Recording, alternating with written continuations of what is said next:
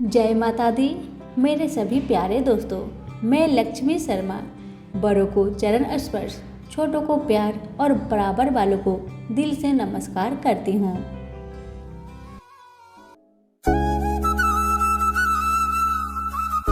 आज बृहस्पतिवार के दिन मैं आप सभी को सुनाऊंगी बृहस्पतिवार की व्रत कथा। कथा को श्रद्धा से सुनिएगा, आपकी सारी इच्छा जरूर पूरी होगी। तो प्रेम से बोलिए बृहस्पति देव की जय हो। बृहस्पतिवार को बृहस्पति देवता का व्रत इस दिन रखा जाता है। दिन में केवल एक ही बार भोजन किया जाता है। इस दिन पीले वस्त्र धारण करके शंकर भगवान पर पीले उड़द और चने की दाल चढ़ानी चाहिए और बृहस्पति की कथा सुनकर भोजन करना चाहिए। इस व्रत के करने से विद्या, धन, पुत्र तथा अक्षय सुख प्राप्त होता है। उन्हें इस दिन केले के वृक्ष की सादर पूजा करनी चाहिए। कथा। एक नगर में एक साहूकार रहता था। उसके पास धन धान्य बाल गोपाल की कोई कमी न थी, लेकिन साहूकार ने कंजूस थे। वह कभी किसी भिखारी को भीख नहीं देती थी। उसकी इस हरकत से सभी परेशान थे। एक बार ऐसा संयोग हुआ कि एक पहुंचे हुए सिद्ध पुरुष उस साहूकारनी के यहाँ भिक्षा मांगने पहुंचे। उस समय वह साहूकारनी अपना आंगन लिप रही थी। अतः सिद्ध महाराज से कहने लगी, महात्मा, इस समय तो मैं काम कर रही हूँ, मुझे अवकाश नहीं है, आप फिर दर्शन कीजिएगा। साधु बाबा दुआ देते हुए चले गए। कुछ दिनों बाद वे पुनः पधारे। उस समय साहूकारनी अपने पोते को खिला रही थी, अतः उसने भिक्षा देने में फिर असमर्थता दिखाकर साधु बाबा को फिर कभी अवकाश के समय आने को कहा। इस बार भिक्षुक का माथा ठनका। उसे साहूकार ने उस समय भी घर के किसी काम में अपने को व्यस्त रखने की कोशिश कर रही थी।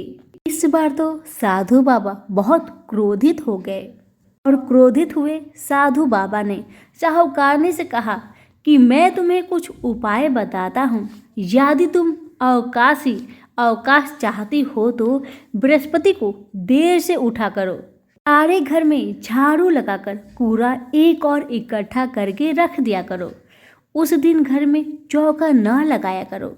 स्नान आदि करने वाले इस दिन हजामत अवश्य बनवाया करे। भोजन बनाकर चूल्हे के पीछे रख दिया करो। शाम को काफी अंधेरा छा जाने के बाद दीपक बत्ती जलाया करो तथा इस दिन भूल कर भी न तो पीले वस्त्र धारण किया करो और न ही कोई पीली चीज खाया करो। साधु के चले जाने के बाद साहूकारनी वैसा ही करने लगी। धीरे धीरे बृहस्पति की अपेक्षा के अशुभ परिणाम उसके घर में उजागर होने लगे। इसके एक सप्ताह बाद वही साधु बाबा भिक्षा के लिए पुनः पधारे। उस समय साहूकारनी हाथ पर हाथ धरे खाली बैठी थी। बाबा से भिक्षा मांगी तो वह फूट फूट कर रोती हुई कहने लगी, महात्मा, मैं आपको भिक्षा कहाँ से दूँ? अब तो घर दर्शन करने के लिए भी अन्न के दाने नहीं है। साधु बाबा बोले, माई, तेरी माया समझ में नहीं आती। पहले तो तेरे घर में सब कुछ था, मगर फिर भी तू भिक्षा को भीख नहीं देती थी, क्योंकि उन दिनों घर के काम धंधों से तुझे फुर्सत नहीं थी और अब तो फुर्सत ही फुर्सत है। फिर भी तू दान देने में अनाकारी करती है। अब तो साहूकारनी को समझने में देर ना लगी। सामने खड़े बाबा सर्वज्ञ और सिद्ध पुरुष है। उसने उनके चरण पकड़ लिए और पिछले व्यवहार के लिए क्षमा मांगी और वादा किया कि यदि आपकी कृपा से घर में फिर धन से भरपूर हो गया तो वह कभी किसी भिक्षुक को खाली हाथ नहीं जाने देगी। साधु बाबा को साहूकारनी पर दया आ गई। वे बोले, बृहस्पति को तड़के ही उठकर स्नान में निवृत्त होकर अपने घर का कोई आदमी हजामत न बनाए और उस दिन विशेष रूप से भूखों को भोजन कराना चाहिए। यदि तुम ऐसा करोगी तो जल्दी ही तुम्हारे दिन फिर जाएंगे और तुम्हारा घर एक बार फिर धन्य धन्य से भरपूर हो जाएगा। शाहूकारनी ने वैसा ही किया। कुछ दिनों में उसके भले दिन फिर लौट आए। जैसे दिन बृहस्पति जी ने उनके फेरे, ऐसे ही वह हम सबके शुभ दिन शीघ्र ही लाए। सभी प्रेम से बोले बृहस्पति देव की जय हो। अब आइए सुनते हैं बृहस्पति देव की दूसरी कहानी। कथाओं को पूरा जरूर सुनिएगा। बृहस्पति देव भी आपकी इच्छा को जरूर पूरा करेंगे। बृहस्पति देव की जय हो। काफी पुरानी बात है। एक दिन देवाधिदेव इंद्रदेव अपने सोने से जड़े सिंहासन पर विराजमान थे। अनेकानेक देव, किन्नर, ऋषि आदि उनके दरबार में उपस्थित होकर उनकी स्तुतियों का गान कर रहे थे। आत्म प्रशंसा सुनते सुनते इंद्र को गर्व हो गया। वे अपने को सर्वशक्तिमान समझने लगे। ठीक इसी अवसर पर देवगुरु बृहस्पति जी दरबार में पधारे। इंद्र दरबार के सभी सभापति देवगुरु की अभ्यर्थना में सादर उठकर खड़े हो गए। मगर अभिमान के मद में इंद्र अपने सिंहासन पर ही जमा रहा। बृहस्पति देवता को इंद्र का गर्व समझने में तनिक भी देर नहीं लगी। इंद्र की इस अवज्ञा को उन्होंने अपमान समझा और वे क्रोधित होकर वहां से लौट आए। बृहस्पति देवता के लौटते ही इंद्र को अपनी गलती का एहसास हो गया। वह अपने किए गर्व पर पछताने लगा। उसने उसी क्षण गुरुदेव के चरणों में उपस्थित होकर क्षमा मांगने का निश्चय किया। बृहस्पति देव अपने तपोबल से इंद्र के इस इरादे को जानकर अपने लोक से दूसरे लोक को चले गए। इंद्र उनके लोक में निराश होकर लौट आया। उन दिनों इंद्र का शत्रु बृहस्पति था। जब उसे देवगुरु की रुष्टता का ज्ञान हुआ तो उसने देवलोक पर चढ़ाई करने का सही अवसर जानकर दैत्य गुरु शुक्राचार्य से परामर्श किया। उन्हें बृहस्पति की बात जच गई। शुक्राचार्य की आज्ञा और बृहस्पति के नेतृत्व में दैत्य सेना ने इंद्रलोक को घेरकर ऐसी मार लगाई कि इंद्रदेव को छठी का दूध याद आ गया। हार कर वे सिर पर पैर रखकर ब्रह्मा जी की सेवा में उपस्थित हुए। उन्होंने इंद्र को तत्वस्था के पुत्र विश्वरूपा की शरण में जाने को कहा। विश्वरूपा अपने समय का सर्वश्रेष्ठ ज्ञानी विज्ञानी ब्राह्मण था। इंद्र ने जब उनके प्रकार से विश्वरूपा की वंदना की तो वे बड़े कठिनाई से देवराज के पुरोहित बनने को तैयार हुए।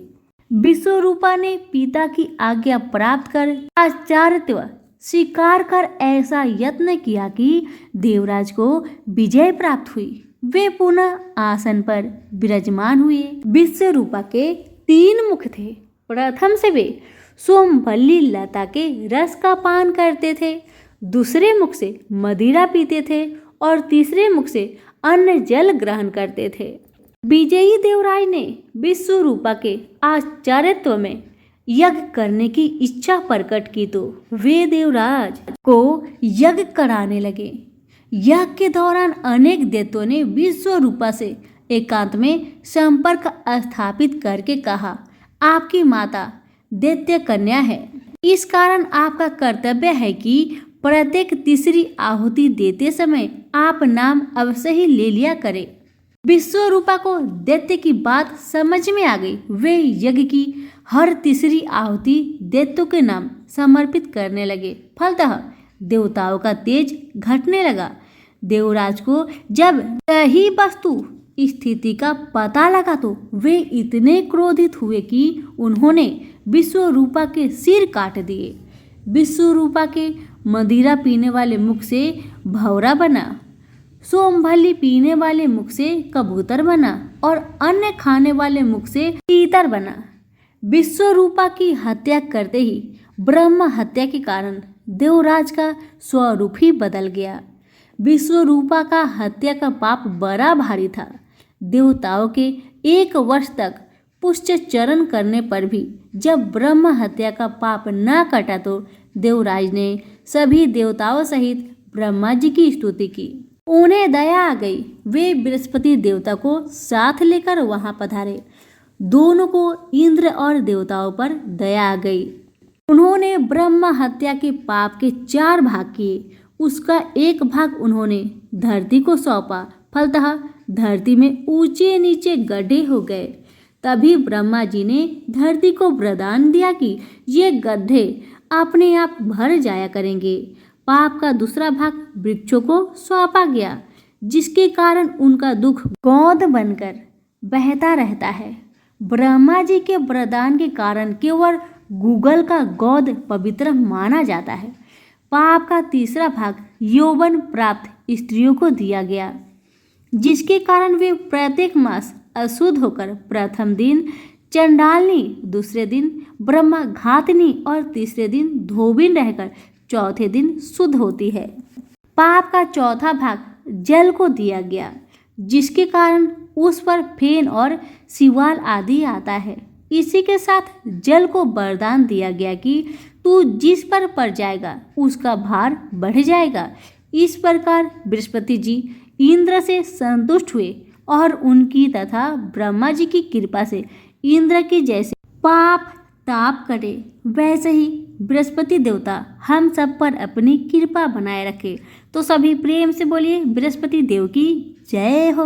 अब आइए सुनते हैं बृहस्पति देव की तीसरी कहानी। सभी प्रेम से बोले बृहस्पति देव की जय।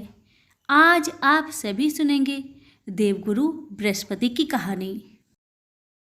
गुरुवार व्रत करने से बृहस्पति देवता प्रसन्न होते हैं। यह व्रत अत्यंत फलदायी है। अग्नि पुराण के अनुसार अनुराधा नक्षत्र युक्त गुरुवार से आरंभ करके 7 गुरुवार व्रत करने से बृहस्पति ग्रह की हर पीड़ा से मुक्ति मिलती है। बृहस्पतिवार व्रत कथा प्राचीन समय की बात है। एक नगर में एक बड़ा व्यापारी रहता था। वह जहाजों में माल लादकर दूसरे देशों में भेजा करता था, परंतु उसकी पत्नी अत्यंत कंजूस थी। वह किसी को एक दमड़ी भी नहीं देनी चाहती थी। एक बार सेठ जब दूसरे देश व्यापार करने गया तो पीछे से बृहस्पति देव ने साधु का वेश में उसकी पत्नी से भिक्षा मांगी। व्यापारी की पत्नी बृहस्पति देव से बोली, हे साधु महाराज, मैं इस दान और पुण्य से तंग आ गई हूँ। आप कोई ऐसा उपाय बताए जिससे मेरा सारा धन नष्ट हो जाए और मैं आराम से रह सकूं। मैं यह धन लुटता हुआ नहीं देख सकती। बृहस्पति देव ने कहा, हे देवी, तुम बड़ी विचित्र हो। संतान और धन से कोई दुखी होता है? अगर अधिक धन है तो इसे शुभ कार्यों में लगाओ। कुंवारी कन्याओं का विवाह कराओ। विद्यालय और बाग बगीचों का निर्माण कराओ। ऐसे पुण्य कार्य करने से तुम्हारा लोक परलोक सार्थक हो सकता है। परंतु साधु की इन बातों से व्यापारी की पत्नी को खुशी नहीं हुई। उसने कहा, मुझे ऐसी धन की आवश्यकता नहीं है जिसे मैं दान में दूं। तब बृहस्पति देव बोले, यदि तुम्हारी ऐसी इच्छा है तो तुम एक उपाय करना। 7 बृहस्पतिवार घर को गोबर से लिपना। अपने केशों को पीली मिट्टी से धोना।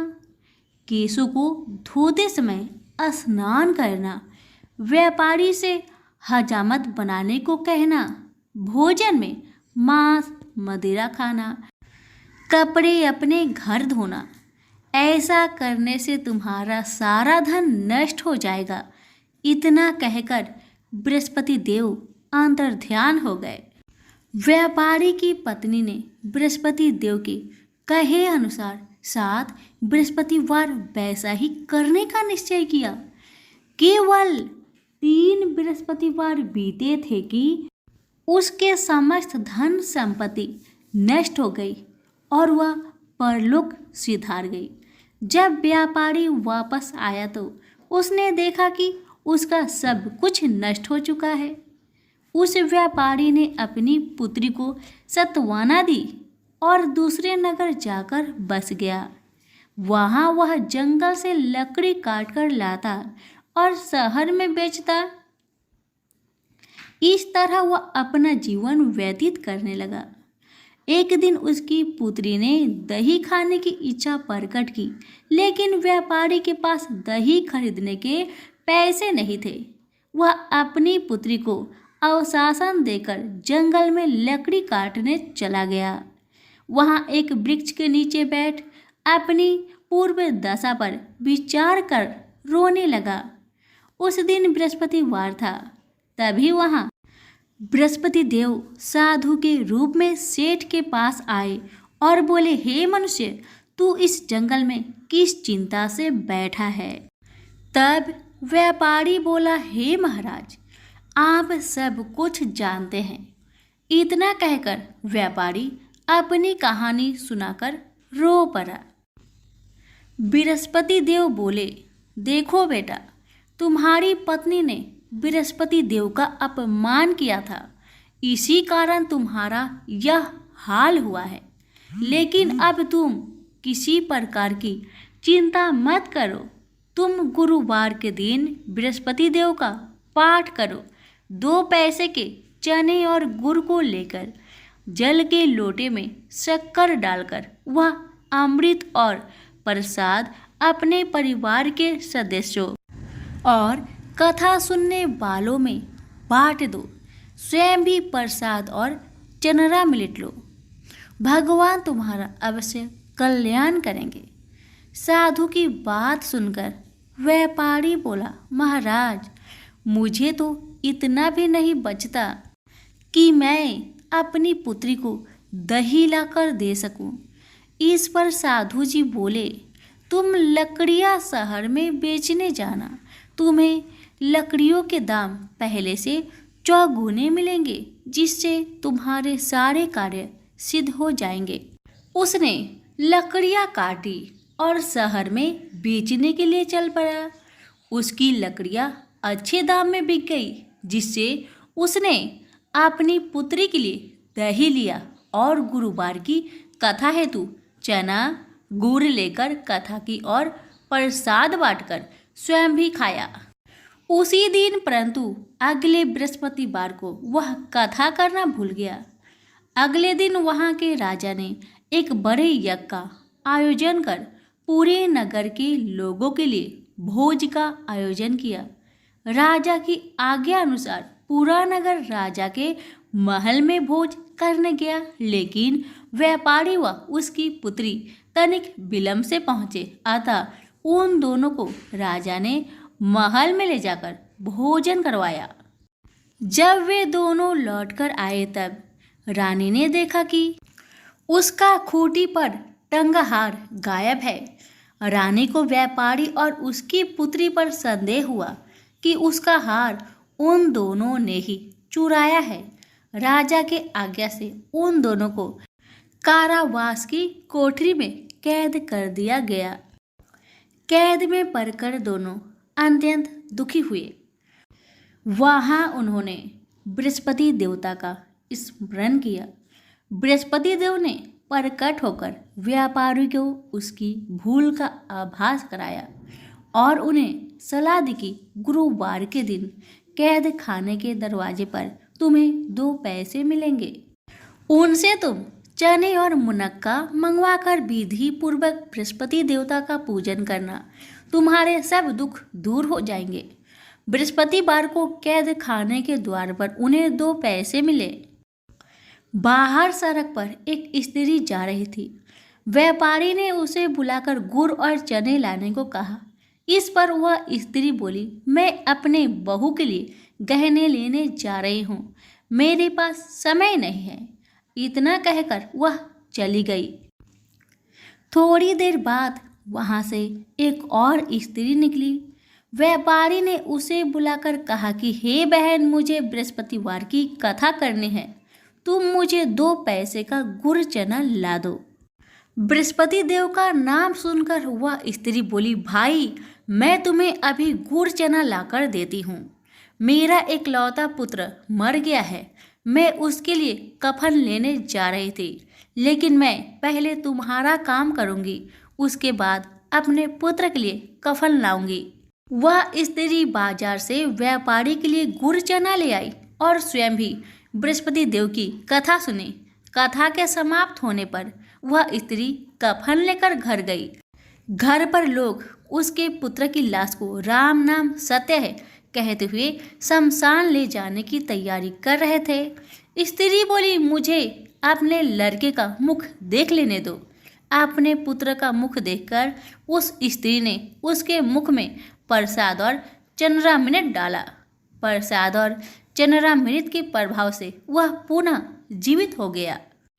उसी रात बृहस्पति देव राजा के सपने में आए और बोले, हे राजन, तूने जिस व्यापारी और उसके पुत्री को जेल में कैद कर रखा है वह बिल्कुल निर्दोष है।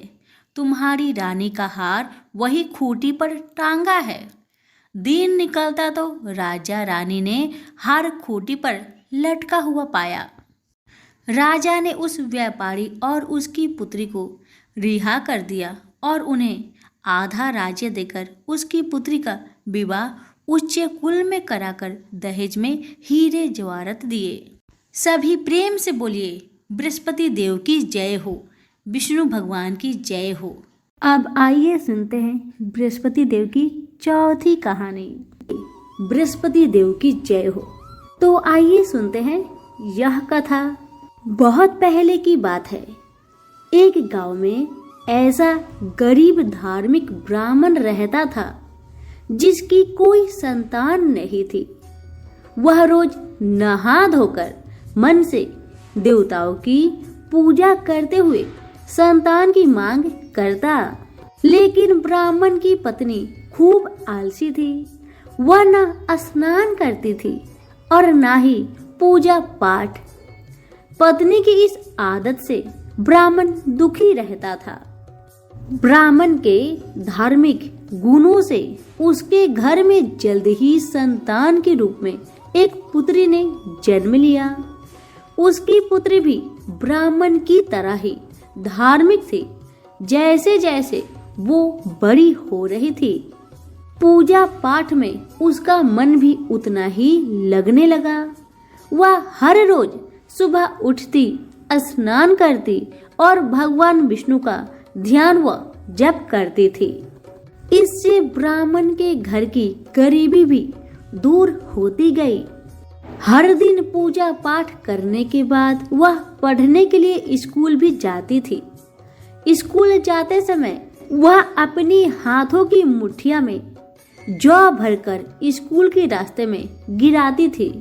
जब वह स्कूल से वापस घर के लिए आती तो गिराए गए जौ सोने में बदल जाते थे, जिन्हें उठाकर वह घर लेकर चली आती थी।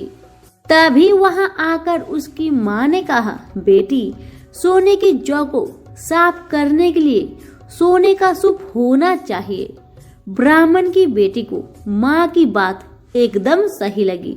उसके अगले बृहस्पतिवार को उपवास रखने के बाद उस लड़की ने बृहस्पति देव से सोने का सूप मांगा। ब्राह्मण की बेटी हर बार पूरे विधि विधान से बृहस्पति देव की पूजा अर्चना करती थी। इससे प्रसन्न होकर भगवान उसकी सारी इच्छाएं भी पूरी कर देते थे। इसी तरह उन्होंने सोने के सूप वाली प्रार्थना को भी स्वीकार कर लिया। अगले दिन हर रोज की तरह ब्राह्मण की बेटी पूजा पाठ करके स्कूल गई और रास्ते में जौ के दाने बोते हुए गई। वापस आते समय जब वह जौ के दाने बीन रही थी तो उसे सोने का सूप भी मिल गया। सोने का सूप लेकर वह घर आई, जिससे उसने सोने के जौ को साफ किए। एक दिन इसी तरह ब्राह्मण की बेटी घर के बाहर बैठकर सोने की जौ को सोने के सूप से साफ कर रही थी। तभी उसके घर के सामने से एक राजकुमार गुजर रहा था।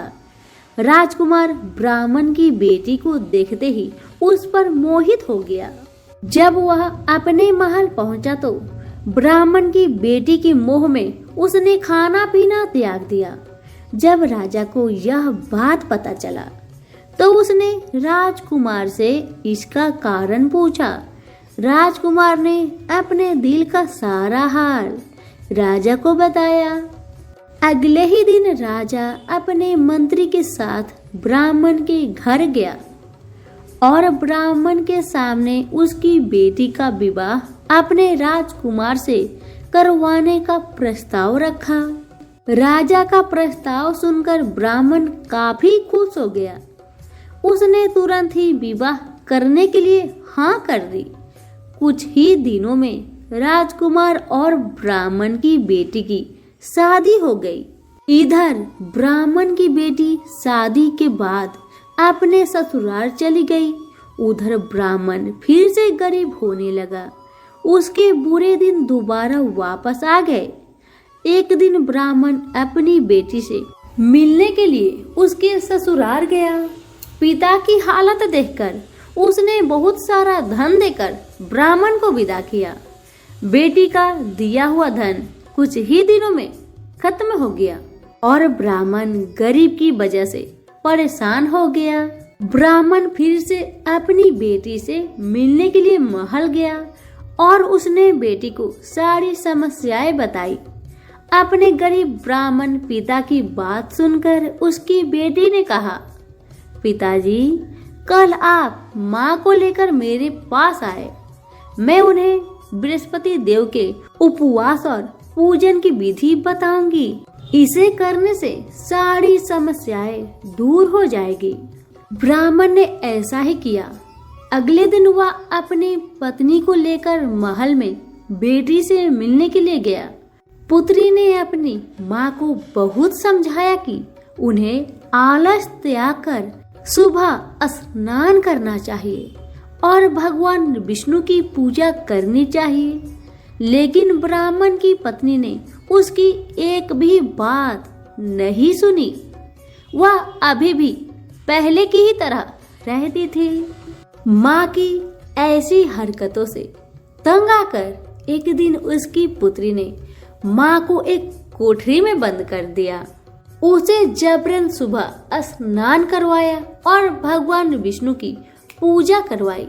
इससे उसकी माँ की बुद्धि में सुधार हो गया।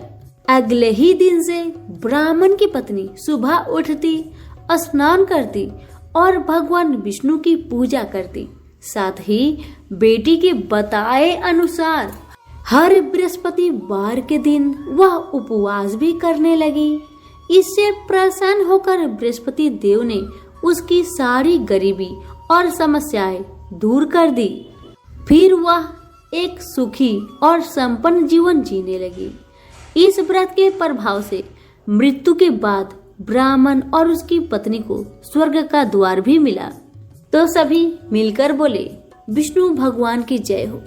अब मैं आप सभी को सुनाऊंगी पांचवी कथा। और पांचवी कथा है हमारी विष्णु जी और तुलसी माता की। श्री पद्म पुराण में तुलसी को पूर्व जन्म में जालंधर नामक दैत्य की पत्नी वृंदा बतलाया गया है। जालंधर को लोकहित में मारने के लिए भगवान विष्णु को सालग्राम बनना पड़ा। इसलिए इसको समस्त ब्रह्मांड भूत नारायण का प्रतीक माना गया है। भगवान विष्णु के वरदान से वृंदा को तुलसी का पौधा बनना पड़ा, जिसे सर्वत्र पूजा जाता है। ऐसा कहा जाता है कि वृंदा की भक्ति और विष्णु के प्रति उसका समर्पण ही तुलसी की पत्तियों में सुगंध बनकर आया है। भारतीय नारी तुलसी को सौभाग्यदायिनी मानकर उनकी पूजा और व्रत करती है। कथा। ईश्वर पर्व की कथा का उल्लेख श्री पद्म पुराण में इस प्रकार हुआ है। प्राचीन समय में जालंधर नामक एक दैत्य ने अपनी उत्पातों के कारण सभी को भयभीत कर रखा था। उसकी पत्नी वृंदा रूपवती होने के साथ एक पतिव्रता स्त्री थी। उसी के प्रताप से वह सर्व विजय बना हुआ था। उस दैत्य से भयभीत होकर ऋषि मुनि और देवतागण भगवान विष्णु के पास अपनी विपदा सुनाने पहुँचे तो उन्होंने वृंदा का पति धर्म भंग करके उसका बल छीन करने का निश्चय किया। भगवान विष्णु ने अपनी योग माया से एक मृत शरीर वृंदा के आंगन में फेंकवा दिया। उसे अपने पति का शरीर समझकर वृंदा ने उसका आलिंगन कर लिया।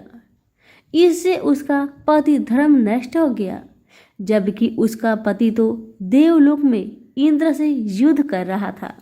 इधर वृंदा का अस्तित्व नष्ट हुआ तो उसका पति युद्ध में हारकर मृत्यु को प्राप्त हुआ। जब वृंदा को वस्तु स्थिति ज्ञात हुई कि यह सब भगवान का छल कपट था, तो उसने क्रोधित होकर भगवान विष्णु को श्राप दे दिया कि जिस प्रकार तुमने मुझे छल से पति वियोगी बनाया है, ठीक उसी तरह तुम भी अपनी पत्नी का छल पूर्वक हरण होने पर उसके वियोग में सहने के लिए मृत्यु लोक में जन्म लोगे। इतना कहकर वृंदा अपने पति के शव के साथ उसके वियोग में तड़पती हुई सती हो गई। कालांतर में राम अवतार के समय भगवान राम को सीता का ऐसा ही वियोग सहन करने पड़ा। पार्वती ने वृंदा की भस्म में तुलसी, आंवला और मालती के वृक्ष लगाए। इनमें से तुलसी को भगवान विष्णु ने वृंदा का रूप समझकर अपनाया। कुछ लोग यह भी मानते हैं कि भगवान विष्णु ने छल से वृंदा का अस्तित्व भंग कराया था, तो उसने उन्हें पत्थर बनने का श्राप दिया था। इस पर भगवान विष्णु ने कहा, तुम मुझे लक्ष्मी से भी ज़्यादा प्रिय हो गई हो। यह सब तुम्हारे अस्तित्व का ही फल है कि तुलसी बनकर तुम सदा मेरे साथ रहोगी। जो भी तुम्हारे साथ मेरा विवाह करेगा वह परम धाम को प्राप्त होगा। यही कारण है कि सालग्राम की पूजा बिना तुलसी दल चढ़ाई अधूरी मानी जाती है। इस प्रकार स्त्रियां प्रतिवर्ष तुलसी का विवाह भगवान विष्णु की प्रसन्नता पाने के लिए कराती है। सभी प्रेम से बोले तुलसी माता की जय हो। अब आइए सुनते हैं बृहस्पति जी की आरती। ओम जय बृहस्पति वार देवा, जय बृहस्पति वार देवा, छिन छिन भोग लगाओ फल मेवा। ओम जय बृहस्पति वार देवा, तुम पूर्ण परमात्मा, तुम अंतर्यामी, जगत पिता जगदीश्वर, तुम सबके स्वामी। ओम जय बृहस्पति वार देवा, चनरा मृत निज निर्मल, सब पातक हरता, सकल मनोरथ दायक, कृपा करो भरता। ओम जय बृहस्पति वार देवा, तन मन धन अर्पण कर जो शरण परे, प्रभु प्रकट तब हो करे, आदर द्वार खरे। ओम जय बृहस्पति वार देवा, दीन दयाल दयानिधि, भक्तन हितकारी, पाप दोष सब हरता, भाव बंधन हारी। ओम जय बृहस्पति वार देवा, सकल मनोरथ दायक, सब संचय तारो, विषय विकार मिटाओ, संतन सुखकारी। ओम जय बृहस्पति वार देवा, जो कोई आरती तेरी प्रेम सहित गावे, ज्येष्ठानंद बंद सो निश्चय पावे। ओम जय बृहस्पति वार देवा। सभी प्रेम से बोले बृहस्पति देव की जय हो। कथा को लाइक शेयर जरूर करें और कमेंट बॉक्स में बृहस्पति देव की जय अवश्य लिखें। धन्यवाद।